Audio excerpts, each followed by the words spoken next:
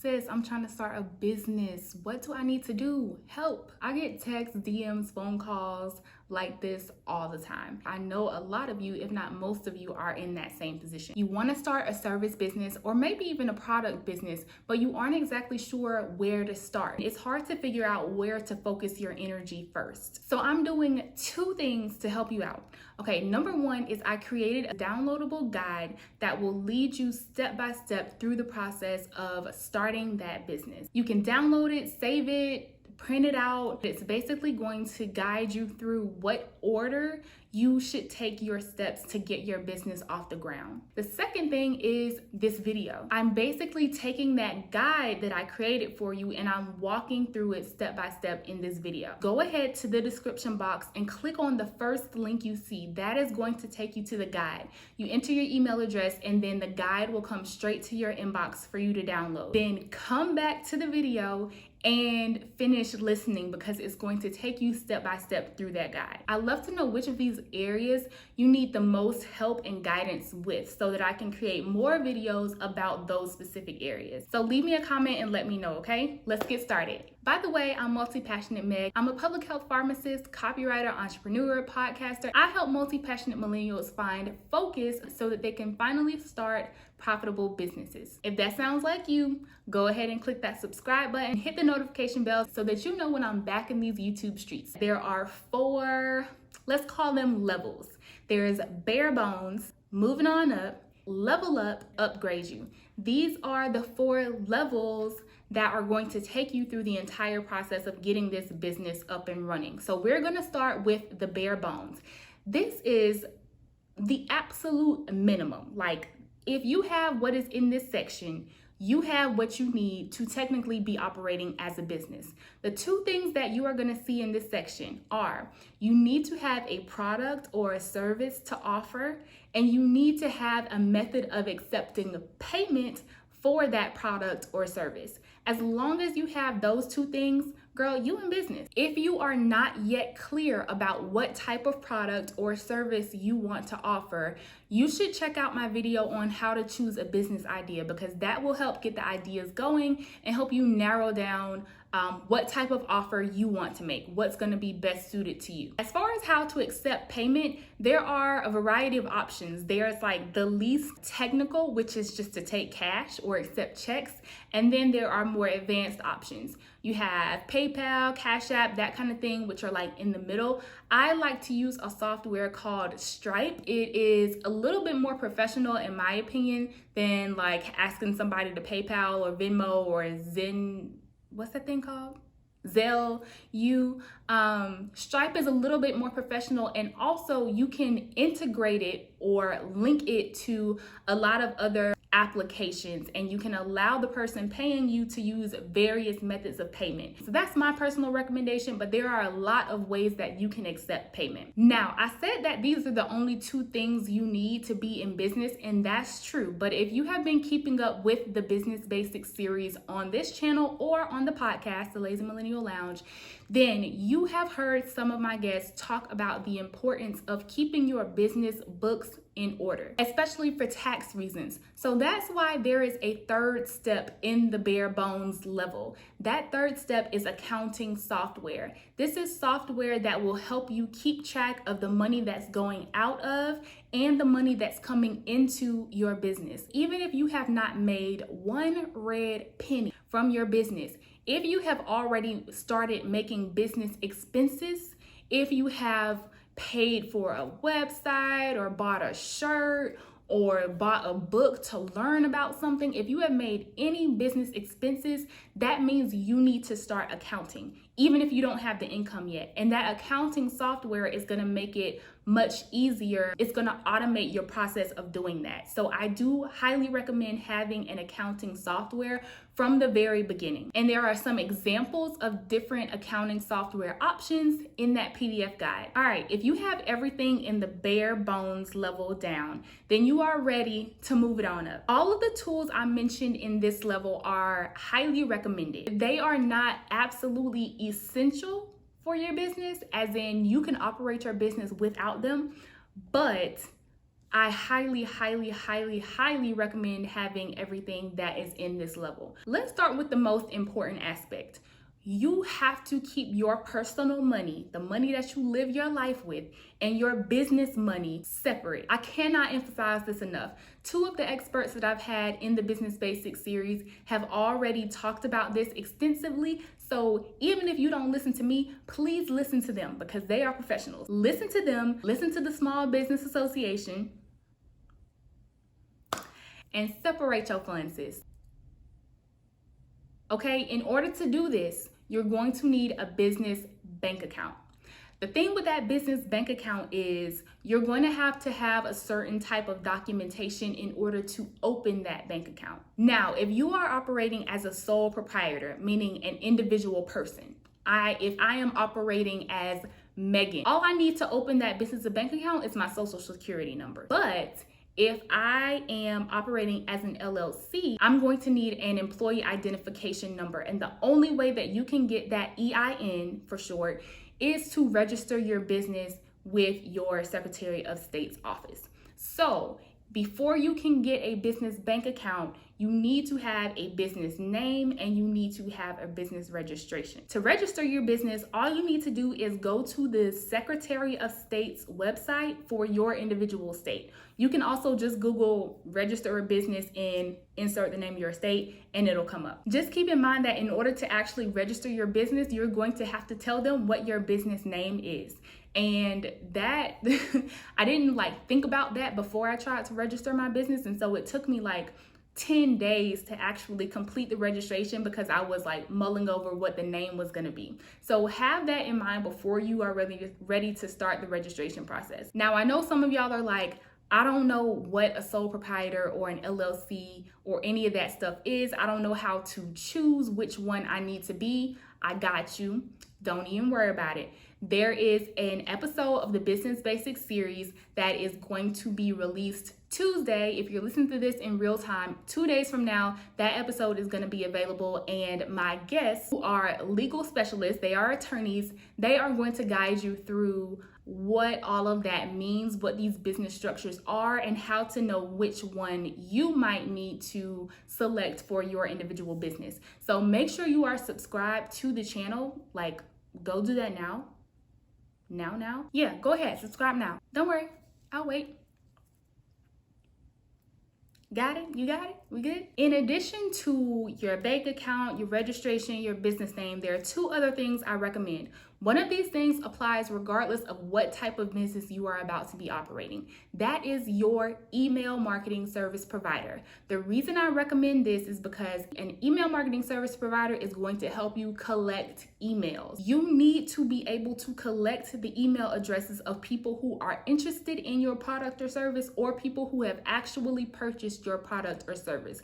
The reason for that is your email list is something that you own. You might have a social media platform that has 10,000 plus followers, but if something happened to that social media platform, you would no longer have access to those people. You wouldn't have a way to get in touch with them. You need something that is going to travel with you through whatever is going on externally, and that's going to be your email list. The second thing is mainly for those who have a service business. If you have any business where you're going to need to be talking to people on the phone, on Zoom, in person, whatever, it's going to streamline your process if you have a scheduling software like Calendly or Acuity. For example, in my copywriting business, I talk to people on the phone before I offer them my service. We have to have that phone conversation. You know how annoying it is to try to set up a call and you're emailing back and forth well, I'm available on Tuesday from 1:30 to 2:08,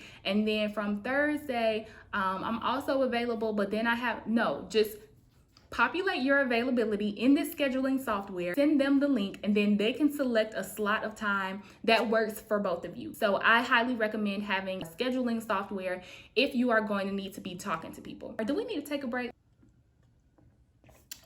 All right, after you have moved on up, it's time to level up. Once you have the bare bones down and you have these things that you really need to make your business legit, then you can start adding some of the frills. The first one I want to mention is content. And as a professional content strategist, I am very clearly biased towards content. Content is the information, the story that is going to drive people to your brand. It's what makes them connect with your brand. It's what makes them connect with you as the business owner. Content is designed to increase traffic to your brand, whether it's your website, your social media platform. Then it should convert that traffic into leads, people who are actually in a position to become your clients or your customers. Then it's going to convert those leads to sales. That's the 3-step process that content helps you achieve: traffic, leads, sales. And to let y'all in on a little secret, content is what I am planning on building Multi-Passionate Meg around. I want to help you guys use content strategy to actually get your business off the ground. So if that's something that you feel like you need extra help with or extra insight on, go ahead and subscribe and make sure you tune into the channel regularly, because starting in Q3, it's about to be all content from here. In the PDF, the next thing you'll see is social media. Now, your content is like the gas, the fuel you need to drive your social media. You can't have effective social media outreach if you don't have the content to populate it. As far as what platforms you want to be present on, you don't need to be everywhere. Like, you don't have to be on Facebook, Instagram, Snapchat, Pinterest, YouTube. You don't have to be in all the places. Now, it might be helpful for you to at least create the business accounts in all those places so that the name is reserved, but you don't need to try to be everywhere all the time, especially starting out. I would choose one platform where your prospective customers are most likely to be and take ownership of that platform. When it comes to social media, you're probably going to be designing graphics, whether you're like editing photos or whether you're creating graphics to share. So you're going to need a graphic making tool. The one that I prefer is called Canva. The free option has so many features. Probably all the features you would need are available in the free option. I did upgrade options just because, you know, I use it a lot. But Canva is a really solid tool for making those really nice looking graphics, and it has a lot of templates, so you don't have to make stuff from scratch if design is not really your thing. The last thing, to be quite honest, you've probably noticed that shit is starting to get complicated. Like, it's a lot going on right now, and it's a lot to keep track of. You have content, you got social media, you are juggling customers, you are trying to talk to people, schedule people. There is a lot going on at this point. And so if you have not yet, it would be a great time to start using a project management tool like Trello, like Asana, like ClickUp to help you keep track of all that stuff. The other benefit is if you are starting to think about bringing a team member on at this stage of the game, it is much easier to have like a dedicated space where your workflows are laid out, your to-dos are laid out, and so it's easy to collaborate and to keep track of what's going on. Whereas if you don't have that, I mean, how are you keeping track of all that stuff? And then on top of that, how are you communicating that to a team member? I used to use Trello, and I have since switched to Asana, which I am loving right now, but I hear awesome things about ClickUp as well. Whew, I feel like I'm pregnant again, y'all. I'm out of breath. This is a lot. Upgrade you. This is the final level. Now, a lot of people mistakenly assume that they need the 2 items that are in this level very early on in the process. It's not to say that if you have it, it's a bad thing, but I always encourage my people to like focus on the activities that are going to bring you money directly. A website is not going to directly bring you money. A logo is not going to directly bring you money. Now, as far as branding goes and establishing your reputation online and all that stuff, yes, website, logo, let's get into it. But don't put the cart before the horse. Is that how it goes? I don't know. But since we're at the upgrade you level, okay, it's time to get fancy. This is your website and a business logo. I use WordPress to build my website, and I use the Divi theme to make it look cute. I also host my website with SiteGround. They are a very reliable host. The host is like the apartment complex, right? Like, it's where your website lives, the complex where your website lives. WordPress is like your actual apartment just the walls. And then the theme is like all the decorations and stuff, how you make it look real pretty, okay? You need to have a host. My host is SiteGround. That's who I recommend. My apartment is WordPress, and my decorations are Divi. There is a steep learning curve with Divi, but once you learn it, you can do so many things with it, and it's really easy because there's no coding involved. You literally just drag and drop things where you want them to go. Instead of WordPress, a lot of new business owners will think about Wix, they will think about Squarespace, and I'm not familiar enough with those to say that, you know, they are or are not good options, but I can tell you that the reason I chose WordPress is because it's by far the most popular, just the most popular, I don't even know what you call it, software. Wait, what do you call WordPress? What? Tell me a word, like a content management system. WordPress is the most popular content management system, or CMS, out there. As you get like further along in your business and you want to like link Shopify, or you want to link WooCommerce, or you want to do something fancy with coding, because WordPress is so popular, it's really easy to integrate all these different tools and add-ons along with WordPress because everybody uses it.